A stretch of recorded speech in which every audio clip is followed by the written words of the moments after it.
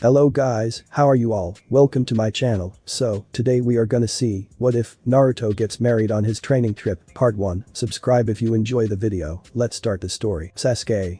That was the shout of a boy in his early 13s that was standing on a log across from said boy.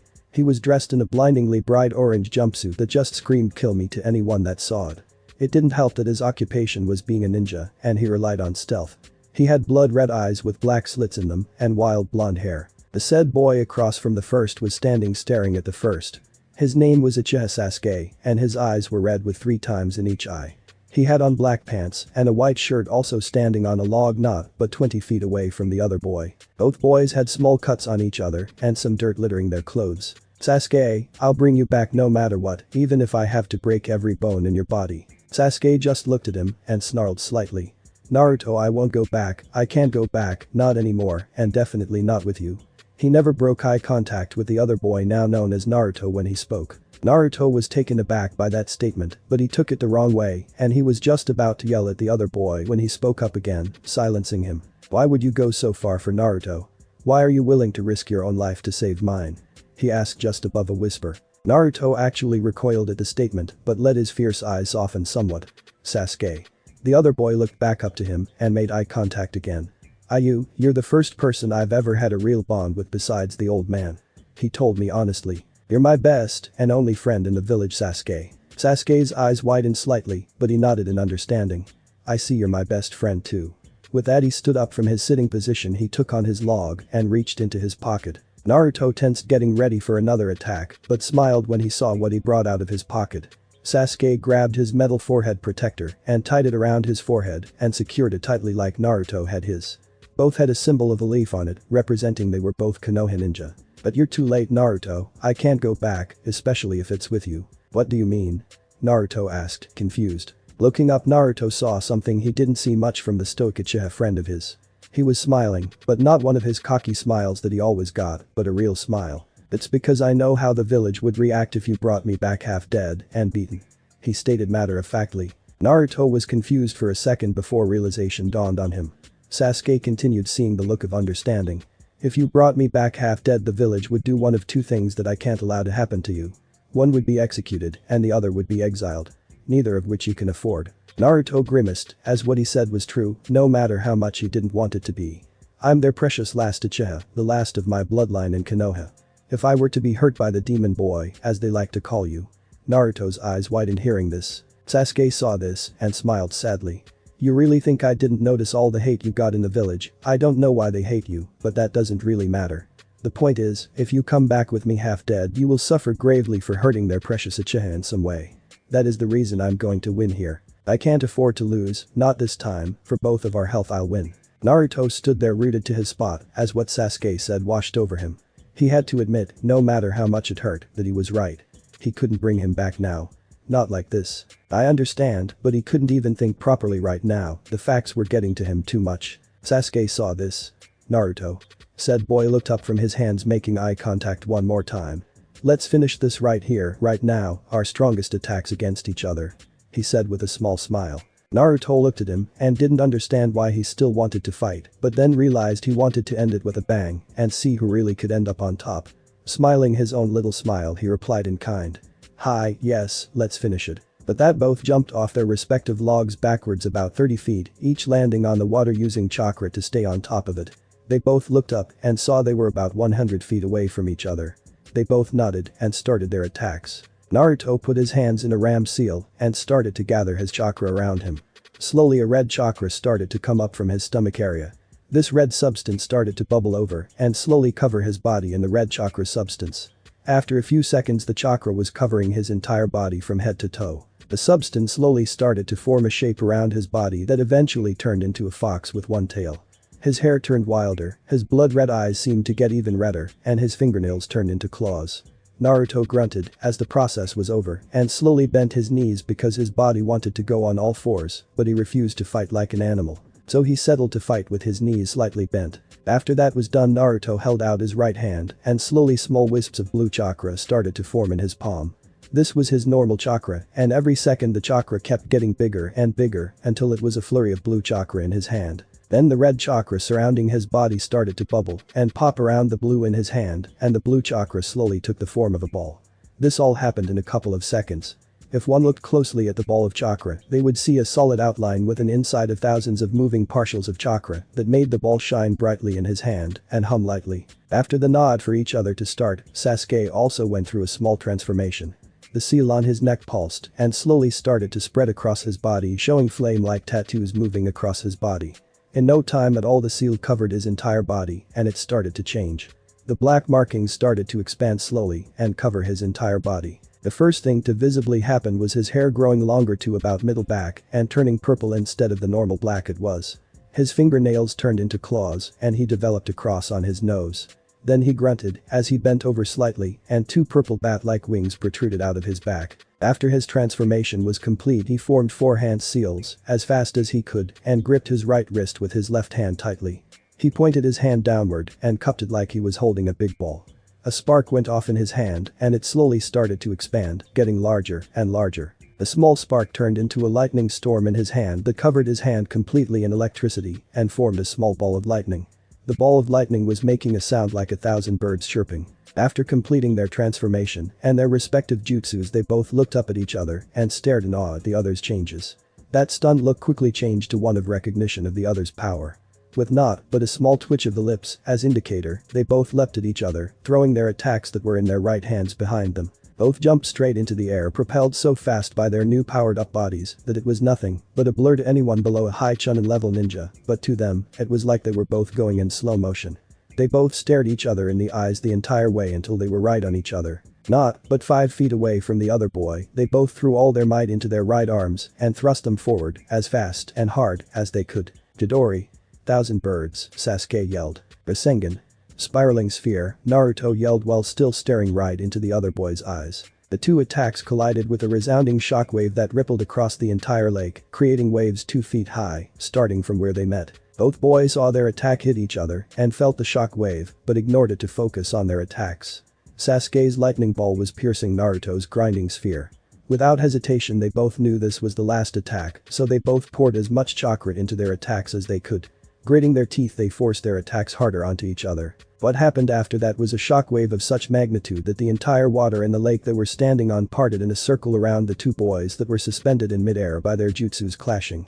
The two attacks seemed to melt together into one and form a ball of chakra that turned pure black in color and expanded around them, engulfing them in the attack also. The sphere of pitch black chakra grew to several times their size and ended just a few short seconds after it started. Inside the sphere, both boys put the last of their chakra into their attacks that at this point had all but dissipated and sent their attacks at the other's shoulder area.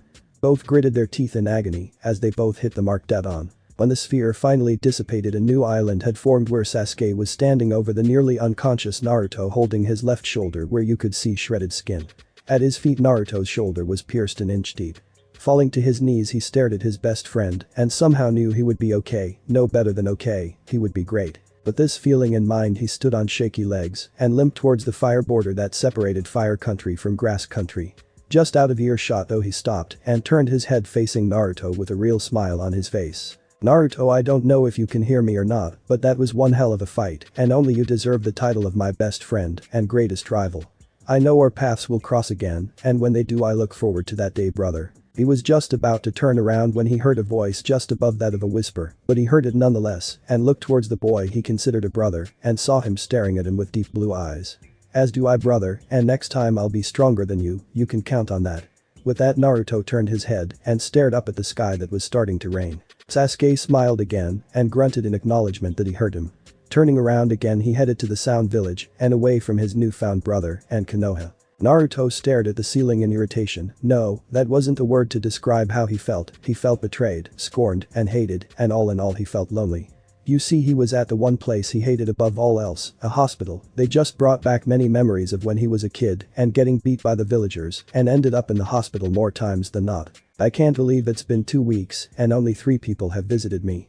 Naruto's voice was laced in barely contained malice and hate, even though he was talking to no one in particular but himself. He's been in the hospital for 2 weeks, and during that time he can honestly say he has been getting angrier and angrier with himself and the others in the village. The only people to have actually come and visited him were Tsunade, Shizune, and Jiraiya. Tsunade came in immediately when she was done with the other people that got here before him. Supposedly the other people in his rescue group were injured fighting their opponents of none other than the Sound 4 or 5, if you considered that bone using free Kifrot briefly. After that first checkup, at which point he was unconscious from exhaustion, she had only visited 2 other times. One was when he woke up, and that only lasted for about 10 minutes, while she did many different tests to see if he was okay. The other time was also just a checkup. You see, she was the only one that was willing to work on him without a threat used. And if one was used, then you couldn't guarantee that the friendly doctor wouldn't try to hurt the weakened demon of Konoha. So she was the only one that looked at him and took care of him while in the hospital. Then there was Shizune, Tsunade's assistant and apprentice. She only came on the first day to see if he was okay or not. After that he hasn't seen her once. Actually, he didn't see her at all, seeing as he was unconscious at the time. The only reason he even knew was because of Tsunade telling him such. Then there was one of his senseis, Jiraiya of the Sannin. He was the person that trained him when his other sensei refused to do so during the month break between the Chunin finals. The only reason he visited was to check up on him and tell him that they were leaving the village for 2.5 years for a training trip. When he thought about him being his sensei though, he got irritated. It is true that he learned how to summon toads in that month break, but he didn't do any actual training with him. He just had him sign the summoning contract and then told him to practice it. Then when he couldn't get it by himself with any help from him, he threw him off a cliff.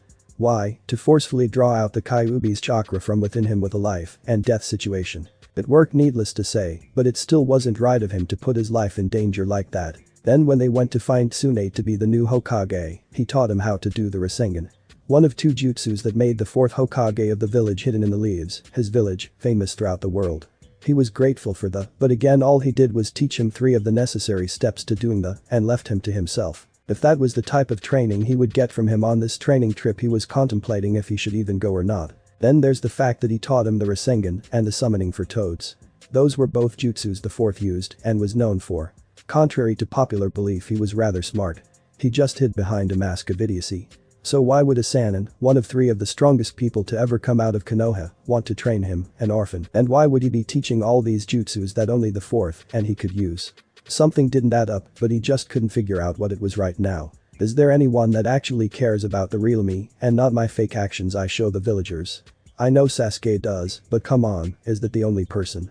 Naruto asked himself in anger. Speaking of his fake actions of idiocy, only 2 people in the entire village full of ninja of all ranks and powers had ever figured out that he wasn't a moron and only acted that way to survive. Really, was it that hard to figure out it was all an act? One was the 3rd Hokage, the Sandaime, god of shinobi, or his Oji-san. Old man, these were all titles he went by. He knew right away that he created fake actions and emotions not but 2 days after he created them. But for some reason he never mentioned it around him or even seemed concerned that he had put up fake emotions to get by in everyday life. He supposed the 3rd thought it was to help him cope with all the hate he got in the village. Whenever he was by himself or with just Sasuke, he would act differently. It was subtle, but there was definitely a difference in the way he acted around others and when he was by himself. For one, he would never smile for no reason or show a goofy grin, and he would think things through slightly more instead of just blurting out the first thing that came to mind. If he had a choice, he wouldn't wear all orange. The only reason he did was the stores charged him double or more for his clothing, and it added to his show of idiocy. He was slightly smarter than he let on. He was no genius by any means, but he could pass his test with at least average or slightly above scores. He stopped trying to be good at the academy though after the first week of the first year. The first week he was in the top markers, and then he went down to the bottom of the class from then on. It wasn't his fault though, seeing as the teachers gave him different tests and altered books to learn from. It was at that time around his 6th birthday that he learned people would leave him alone more if he acted slightly differently than he normally would. If he acted less smart and more impulsive, people tended to ignore him more and take him less seriously. If people took him less seriously, it allowed him to get away with more small things that would have caused more trouble than it was worth. Besides Sarutobi, the only other person to figure out the fake actions was the reason he was in the hospital.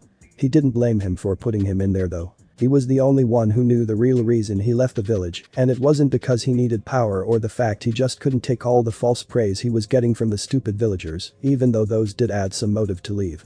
He wanted to be known as Sasuke and get credit for his own accomplishments, not for his last name and what his family did. Sasuke had his reasons, and it wasn't what most thought they were. In fact, they were rather deeply rooted into the very foundation of Konoha and who ran the village, whether it was in public or not. He still remembered the day like it was yesterday. Naruto had just gotten out of the academy for the day and was running alone down the street laughing happily when Sasuke ran up to him and yelled for him to wait up. He really didn't know why he stopped, but he did. It was a good thing he did, as that was the start of a weird friendship that would bloom into something that later would become best friends and brothers. After stopping him, Sasuke asked something that startled him to the core. He asked why he acted the way he did around everyone else. He tried to cover it up with a nervous laugh, but all he got was a pointed stare in return. After trying to avoid him by running away and that not working, he finally just told him in a voice filled with some hate and eyes that he was sure Sasuke remembered to this day. His eyes were as cold as ice when he spoke, and his voice was no better. To live in this village I have to be an idiot to survive. He left the sentence hanging in the air and simply walked away. He remembers saying the word village with such disdain that out of the corner of his eyes, he saw Sasuke give a violent shiver. Since then he had always had a weird friendship with him. He knew there was a bond there though, and over the time they knew each other in the academy, they slowly went from companions to friendship to best friends. This was all in secret of course, as they couldn't be real friends to the public knowledge with him being the demon and all, and Sasuke their precious last ditch. Then there's his team, if you could call it that. Ever since graduating from the academy and becoming a genin of the village, everyone in the graduating class was put into a team of 3 new genin and 1 jounin instructor. This wasn't too bad at first seeing, as Sasuke, his secret best friend was in his team with another girl known as Sakura. His supposed crush that he has on her is a complete lie, just another part of his fake emotions and actions. Who in their right mind would honestly like a girl that you can't even be around and not worry about being hit in the head for just talking to her? Honestly, whenever he even speaks to her she just says something along the lines of "you're bugging me" and "stop interrupting Sasuke and me." How she thinks he could interrupt a one-sided conversation between Sasuke and her was very confusing seeing, as Sasuke never talked to her except for the few occasions when he told her she was lying and to shut up. She has this huge crush on the boy even though he treats her like crap, and then when he tries to talk to her, she takes out her frustration on him. No, he didn't like the pink-haired girl one bit. Then there's his supposed sensei, Kakashi. He would sooner call Jiraiya sensei than that asshole. Why, you might ask? That is quite simple. Haddock has been Team 7 sensei for roughly 6 months now, and he has only learned one thing from him in that entire time. How to climb a tree with only using your feet and chakra to stick to it. He learned from the others that graduated and became genin in their year that they learned how to do this exercise a week after they graduated. It took their sensei 2 months to teach it to them. Then after he does teach it to him, they learn nothing else from the man. Well, he personally didn't learn anything else that is. He knew for a fact, as Sasuke told him so, that Haddock was teaching Sasuke in private. That pissed him off to no end. He was happy for his friend, but still. Haddock's personal motto that he goes by is a contradiction to what he says and does. He can still remember the exact words he used when he told them his motto. Those who break the rules are trash, but those who leave their friends behind are worse than trash. If he truly believed in these words then he wouldn't play favorites with his students and treat his team like trash. Then there's the fact he is late every single day for 2 hours. In that 2 hours of waiting time they waste every day, they could be training or doing missions to earn some money, as not all of them are financially stable like him.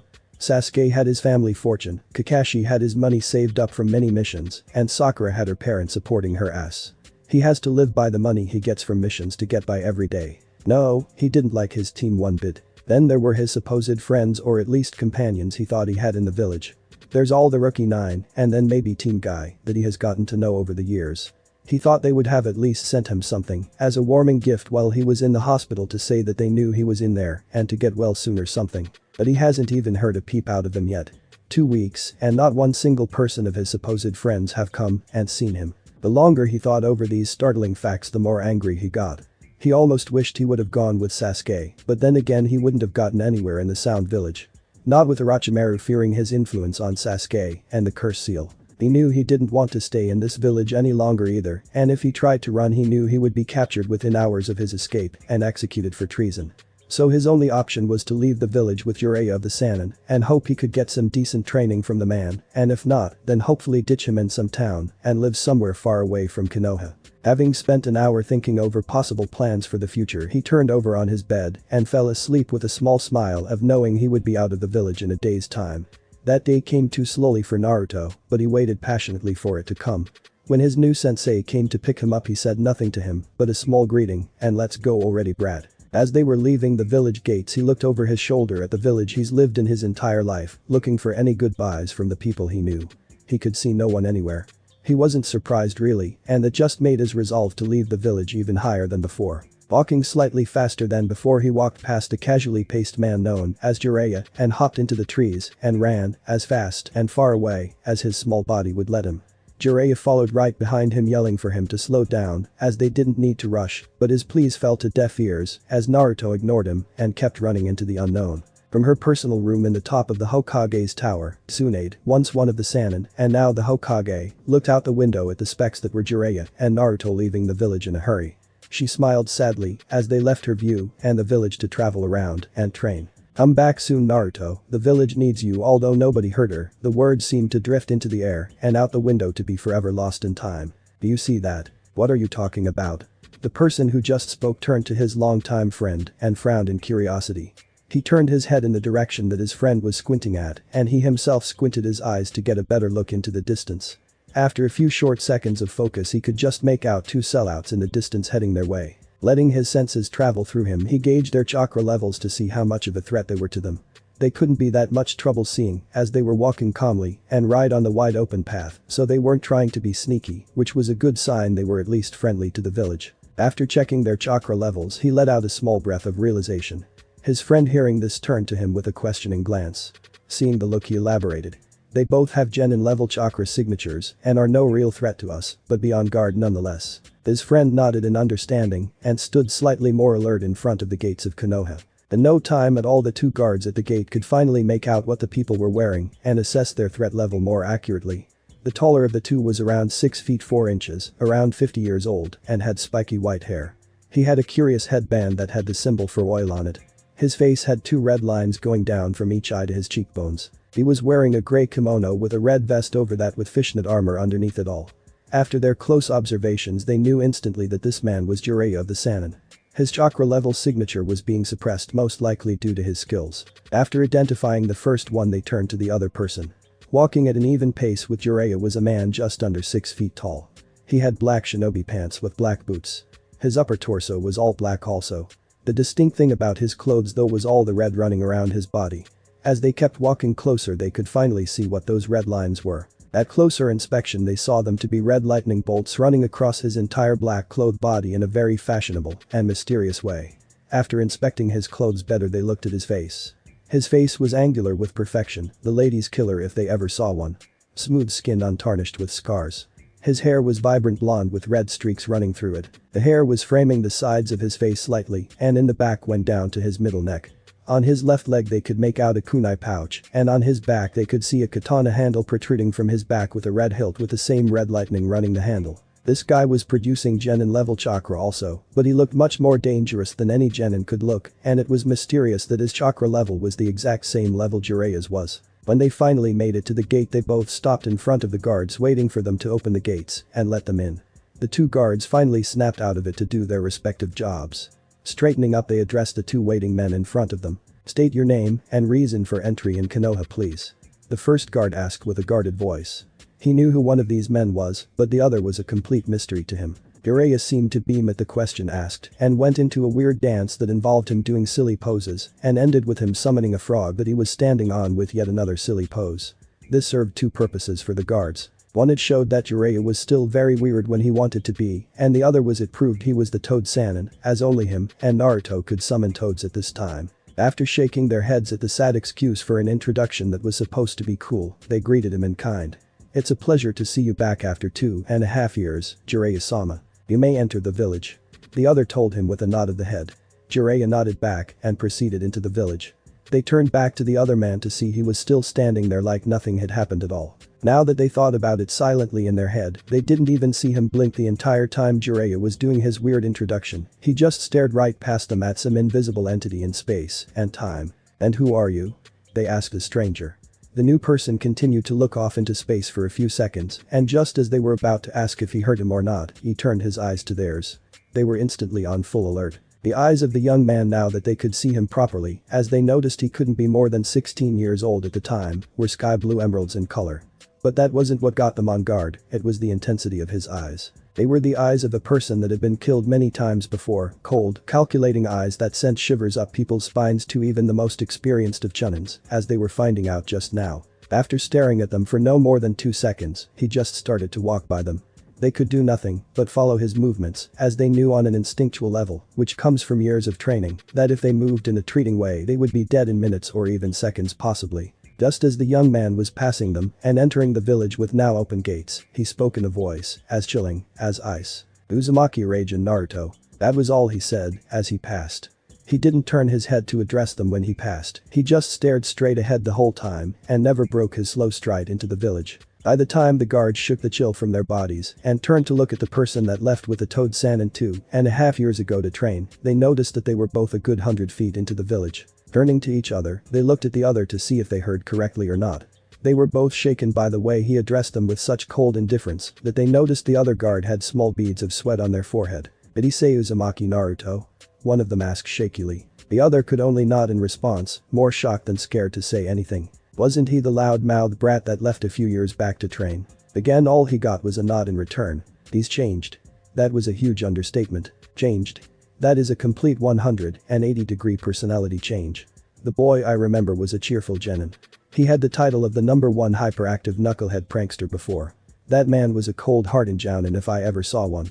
The other finally responded in his shock. You really think he's jounin level? The other just looked at him with disbelief. You're kidding, right? Seeing the look he was getting, he saw he wasn't kidding. No, a person with that sort of aura has to be at least high chunin if not even higher in skill. The other saw no reason to argue with that fact, as he could very well see that could be true. As Naruto and Jiraiya walked down the road, they took in the sights. Every which way they turned they could see that the village hadn't really changed that much from when they left. As they passed the concession stands, people would greet Jiraiya with happy smiles and he would return them with an equal or even bigger smile. The people would just look weird at Naruto, as if they didn't recognize him though. That changed rather fast, as a person came running up from behind them with a frantic look on his face, from the same way they just came from, and started to whisper to the civilians around him. The looks of the people they passed by changed in a heartbeat when they heard what the man said. Both Jiraiya and Naruto ignored this though. That is until they couldn't ignore it anymore when a person that was selling apples at a stand picked one up and threw it at Naruto from right in front of him while yelling 2 words. Demon Scrum. Jiraiya looked at the man like he had a death wish, which he probably did, but he didn't try to stop him. He watched as the pitiful man in his early 50s threw the apple right past him to the person walking just slightly behind him. He followed the path the apple took and saw it heading for the uncaring Naruto. Just as it got within a foot of him, Naruto swiped the apple from the air with his hand and crushed it with his bare hands like it was nothing. He never took his eyes off the path he was heading and never broke stride. To everyone around them it just looked like the apple disappeared, but to the chunin and above in the crowd they knew better. Naruto moved too fast for the civilians to see him, but they caught the movement he made with skilled ease. Naruto kept walking like nothing happened, heading for the fool that was now on the ground with a yellow stain in his pants, shaking in fear. He was in that position because the second he caught the apple and destroyed it, he also sent a concentrated dose of killer intent at the man. He absent-mindedly noticed that he wasn't the only one either. From what he could tell, there were at least 12 other killer intents being directed at the man from the ninja in the area. Feeling another ninja defending him caused him to glance around himself more fully. What he saw surprised him some. Besides the ninja hidden in the crowd, or not so hidden in some cases, he also saw the civilians. That's what shocked him mildly. For they weren't glaring at him like they used to, but instead was glaring at the man that threw the apple. The ones that weren't glaring at the man were sending apologetic glances his way, and the others just looked on neutrally. Overall, it was a major change from when he left the village to now.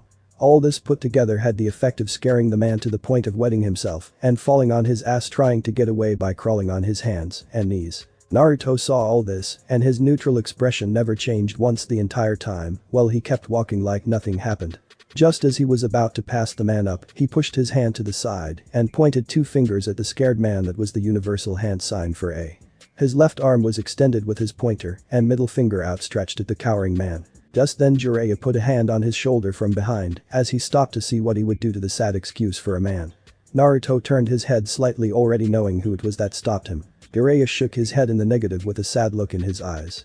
Naruto just stared at the drowned man for no more than a second before lowering his hand and continuing to walk ahead like nothing had happened at all, after shaking off the hand with a small shrug of his shoulders. Jiraiya could only watch his wayward student longingly and sigh in what many would think was frustration, but was really grief. Around halfway to the Hokage tower they ran into some familiar people. Just as they were rounding the corner to go down another street, Saratobi Konohamaru and Haruno Sakura came around the corner and nearly bumped into them. Naruto and Jiraiya didn't even move, flinch or make any reaction whatsoever, as they both knew they were right there around the corner, heading the same way they were. So they weren't that surprised to see them. The other two were another story though. They were startled and nearly bumped into the two people standing in front of them. They looked up after backing up a bit and looked at the two men. They both instantly knew who Jiraiya was, as they've both seen him before and he hasn't changed that much over time. The other man thought they didn't recognize. He did look familiar to them both, but it still escaped them. Konoha was the first one to recognize him. With eyes widening slightly, he tentatively asked the question on his mind. Is that you, Naruto Neeson? Big brother. Naruto just looked at him for a few seconds, then nodded in the affirmative. Hello Konoha. He may have greeted him, but there was no enthusiasm in his voice present at all. Said boy frowned at this, but it was gone so fast most missed it. Shaking in excitement he launched into a million questions, all of which were never answered because he was talking too fast and wouldn't give Naruto time to answer even if he wanted to. Sakura frowned when she heard what Konoha said and took a closer look at the young man she admitted was hot. Let's see. She thought. He has the same blonde hair, but with red streaks in it, same color eyes, but scarier. She shivered involuntarily just looking into them. His whisker scar marks are gone though, that is a definite trait of Naruto. If this is him, then he has gotten a lot taller to damn really tall. And he's not wearing that disgusting eye of orange he used to wear all the time. This Naruto wears all black with some red, and damn he looks good in it. She blushed at her own thoughts on this person, but then got suspicious. This couldn't be the idiot Naruto she knew. Are you really Naruto? She asked incredulously. Naruto just glanced at her out of the corner of his eyes as he was facing Konoha and turned his attention back to him. Sakura bristled at being ignored. If this was Naruto then he definitely would never ignore her. He had a huge crush on her before he left the village. This can't be Naruto Baka. Idiot, who is this impostor? She raged inside her head. She was brought out of her thoughts when the man imposing as Naruto and Jiraiya started to walk away. Just then she remembered something Tsunade said to her that made her thoughts race.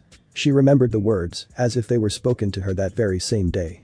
Naruto left on a 2.5-year training trip with Jiraiya of the Sannin. He won't be returning until then. Eyes widening with realization she turned back to the present again. Naruto, wait. She yelled after him. Said young man stopped walking but didn't turn around when he addressed her. What do you need, Haruno? That one small sentence shocked her to the core. She just stood there rooted to the spot with a dumb look on her face while she had an inner conflict. He called me by my last name. Then he didn't add Chan, she thought frantically. She was brought out of her thoughts when she felt a pressure squeeze her shoulder.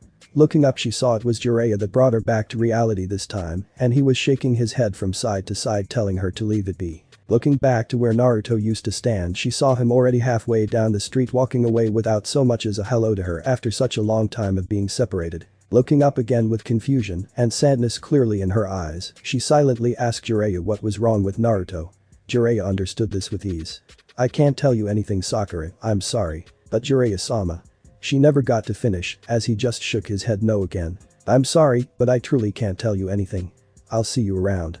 With that he followed Naruto down the street, easily catching up with him at the walking pace they were going, leaving a distressed girl to wonder what happened to her long-lost friend. Come in. A strong woman's voice commanded from inside the room. As soon as the door opened Jiraiya knew who it was that sat in front of him behind a huge desk which was full of stacks of paperwork. Tsunade, long time no see. The woman at the desk looked up when she heard the voice she knew so well. She was a woman in her late 50s, but a person looking at her would never know that because of the complexion jutsu that hid her real figure. Nonetheless she had blonde hair through and through, with the largest chest anyone could ever see. The instant she heard the voice she stopped what she was doing and looked up seeing her old teammate stand in the doorway looking at her lecherously. She resisted the urge to get up and slam him through the wall like she normally would see as she was looking past him for what she really wanted to see. When she couldn't find her objective she returned to her old teammate with a frown on her face. Where's Naruto? Was the first and only thing she asked, completely tossing the fact that she hasn't seen him for over 2 years out the window. Ah come on Tsunade, is that all you have to say to me after all this time? He joked around knowing she only wanted to see Naruto right now. Tsunade looked at him for all but 2 seconds before grounding out in a dangerously low voice. Where is Naruto? I'm right here Hokage-sama. A voice said coming in through the same door as Jiraiya just did and closing the door behind him. Tsunade looked behind Jiraiya again and the second her eyes landed on his figure she let out a small gasp. Is that you Naruto? She stuttered out incredulously. Naruto looked at her with a nod. Hi Hokage-sama. He responded right away. Frowning at the respectfulness she was getting, she took in his entire appearance. She notices right away that the trip did some good for him, as it got rid of that disgusting orange outfit he used to wear. Now if she was honest with herself, she'd say he was a ladies' killer if the slight muscles she could see underneath the somewhat loose pants and shirt he was wearing now was any giveaway. She also noticed right away that his whisker marks were gone and then his eyes had changed. Going lower, she was just about to look and see what kinds of weapons he was hiding on him when she snapped her head back up to his eyes. But Kami-sama, God, his eyes are as hard as steel and as cold as ice. She noticed with a start. Turning to Jiraiya to explain, she caught his eye with a small glare and all he did was turn his head away with a grimace. That's not a good sign. She thought absent-mindedly while her smile turned into a frown. How was your training trip, Naruto? Naruto looked her dead in the eyes with his icebergs he called eyes now and she suppressed a shudder. Eventful, Hokage-sama. She frowned even more at the honorific he added to her title. She didn't want him to even use her title as leader of the village, let alone such an honorary title. Naruto, please call me Tsunade. As you wish, Tsunade-sama. He replied in his chilling voice with very little emotion mixed in, but if you listened hard enough you could hear some warmness in it when he was speaking to her. Her frown was etched into her face now as she stared at him trying to understand why he was so different now than when he left. When Naruto didn't break her eye contact for a good 20 seconds, she decided it was a lost cause and took a closer look at his body again. She saw the sword and assumed he knew how to use it properly, seeing as he was carrying it out in the open. She saw the two kunai pouches on both of his legs for his throwing weapons, and if she wasn't mistaken, she saw a scroll on his belt before it was blocked again by his cloak. Moving along his body again, she saw he was very well muscled now. She absent-mindedly noted it was the same muscle mass as a high jounin would have her even better. Then something caught her eye that made her do a double take. There on his left hand, ring finger was a wedding ring of complete gold. Once she saw this she could do nothing but stare at it for several seconds with her brain, trying to process the fact that Naruto must have been married when he was away. If she would have gotten a closer look at the ring, she would have noticed a slight indent in the shape of a lightning bolt carving into it. Shaking her head to clear her thoughts, she looked back up into his eyes to see he never took his eyes off of her. It unnerved her somewhat to be stared at by those frosty eyes. Turning around in her chair, because she couldn't take a long look into his eyes and not cry, she addressed the young man that was now standing behind her back. You must have had a long trip back to Konoha and you're probably tired. You may leave, Naruto. She said in a shaky voice. Said person just looked at her for a few more seconds before turning on his heels and heading for the stop as he opened the door and turned his head slightly in her direction so he could see her chair out of the corner of his eyes. Tsunade-sama, if you wanted to know what happened all you had to do was ask.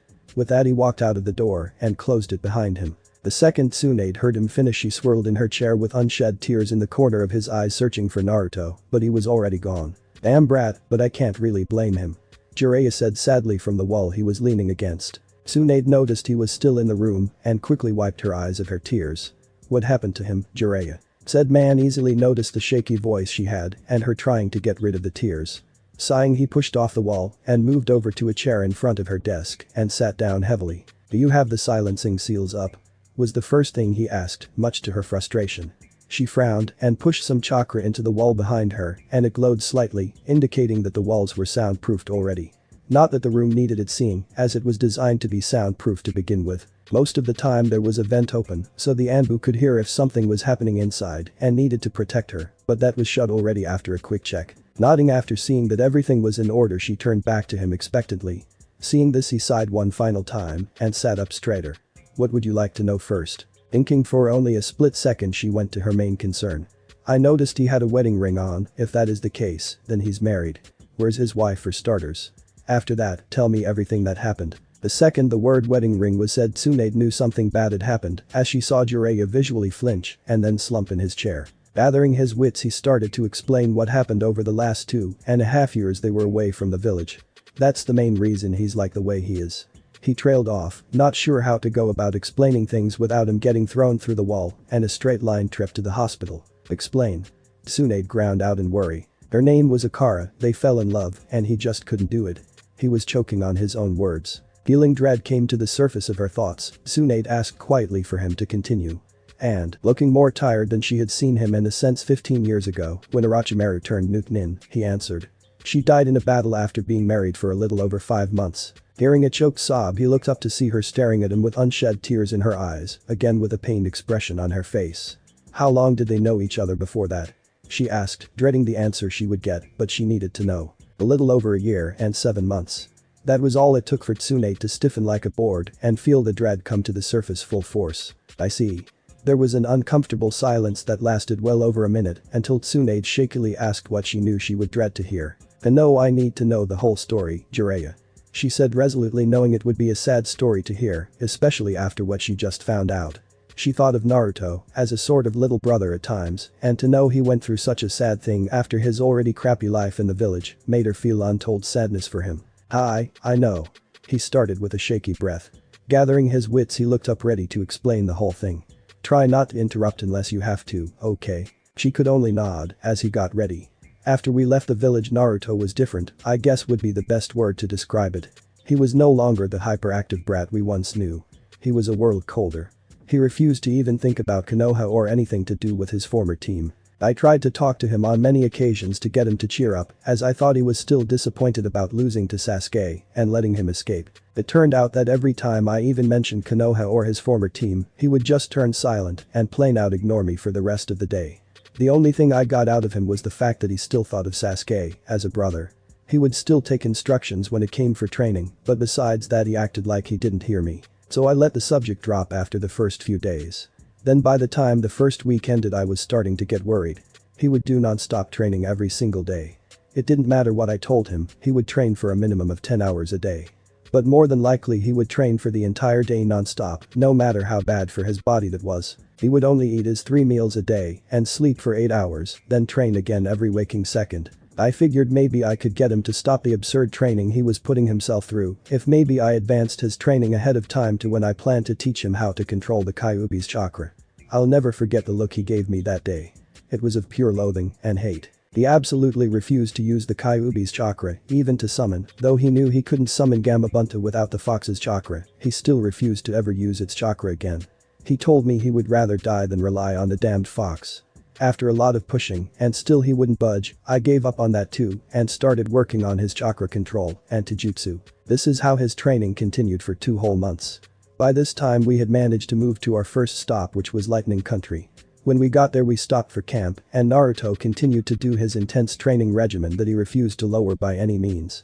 At this time I was really starting to worry about the boy. He was draining himself both mentally and physically of what he was doing. When we stopped in the camp, that is where everything changed for us. He stopped here to collect his thoughts and, as he was doing so, he noticed he had Tsunade's complete attention. It was around 2 o'clock in the afternoon when we started to hear explosions and fighting on a small scale. After 20 minutes of hearing this and it only getting louder, we went to investigate what the noise was. When we got there we saw a young girl of 13 years of age, the same age as Naruto was at that time, training with a sword and lightning manipulation. I instantly knew this was either a cloud ninja or one of its clans that surrounded the area. When we entered the training field she stopped training and asked who we were. We told her and we learned she wasn't a ninja but a samurai in training from outside the Cloud Village. After our small introductions we left, but Naruto couldn't resist and returned to watch. Eventually she asked him what he was doing and he just told her he was fascinated on how she could control lightning. I can tell you this right now, her clan can control lightning with ease. If any one of their clan's men were to challenge another lightning user, they would easily win in skill. This little fact startled her. That much control of lightning was impressive for anyone, as lightning and wind elemental manipulation were the hardest element to control. I can see you understand the implications of that little fact. Yes, they were masters in the art of lightning manipulation. Anyways, Naruto was fascinated by the way she could control lightning, and after the 3rd day of watching her train, I still don't know why she kept coming back to the clearing, seeing as we were still there watching her. She offered to give Naruto some tips on the skills she knew.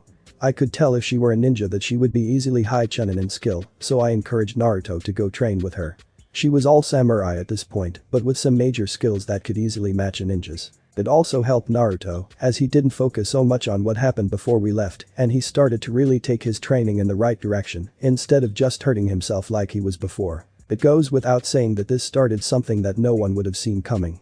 After that day Naruto still trained until he dropped, but at least now he was training in something useful instead of just his physical health. I spied on them a couple of times, but I mostly left them alone to train while I did other things. He trailed off lamely, looking up expecting to get yelled at, but all he got was a mild glare and a gesture to continue the story. He sighed in relief for her wanting to know as much as she could about the trip before she killed him. He winced in phantom pain at what was sure to come later on, but he continued nonetheless. Every day he would go to that clearing to see if she was there or not. When he would stay with her and train every day non-stop, only stopping when she got hungry, and then they would go get something in a nearby town or catch their own food. When she wasn't there, which was only twice a week, Naruto would train with me. I mostly worked on his chakra control and a few lower level jutsus. He wasn't very happy about that either. That's beside the point though. After a month of this continuing, Naruto was finally showing some aptitude at lightning manipulation. He could make a spark on his hand and hold it for a few minutes. It was nothing compared to her control, but it was still impressive for a beginner. That's when things started to change for Naruto. He really started to spend time with Akara, for real though. It wasn't just training like before.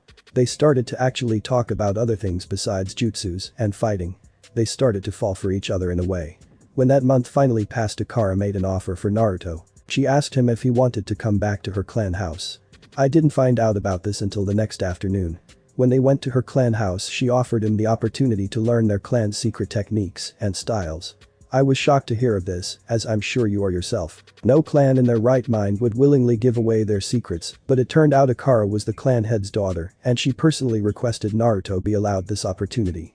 They later made some sort of deal that I have no idea about to this day, but they allowed him to learn their secrets after this. That same day, they made some sort of blood contract to seal the deal. After doing this, they took Naruto to have his chakra changed. I don't know how they were able to do it, but they managed to change his nature. After we initially left the village, I had Naruto tested on his elemental nature, it was wind. This alone shocked me later on by the fact he was able to do even a small amount of lightning manipulation, seeing as wind and lightning are complete opposites. Somehow they were able to change his natural affinity for wind and turn it into lightning. I have absolutely no idea how they did this, but they did it successfully. This ritual they used had some side effects though. What sort of side effects? Tsunade questioned after a lengthy pause. Jiraiya seemed to come out of his haze and continued with a shake of his head. Right, besides the obvious lightning manipulation being his main element now, it also increased his normal chakra reserves by at least twofold.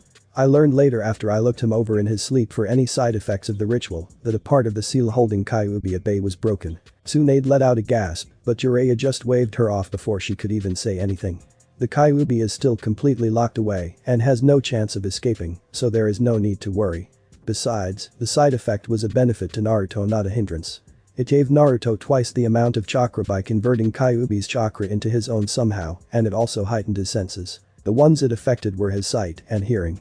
His sight changed so he can see everything in the night like it was the day, and his hearing increased by double. His hearing is now on par with any Inyazuka in the village.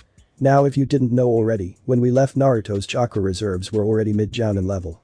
Well, after the increase his levels shot up low to mid-Sannin level. This also had the side effect of making his already horrid chakra control even more horrendous than it already was.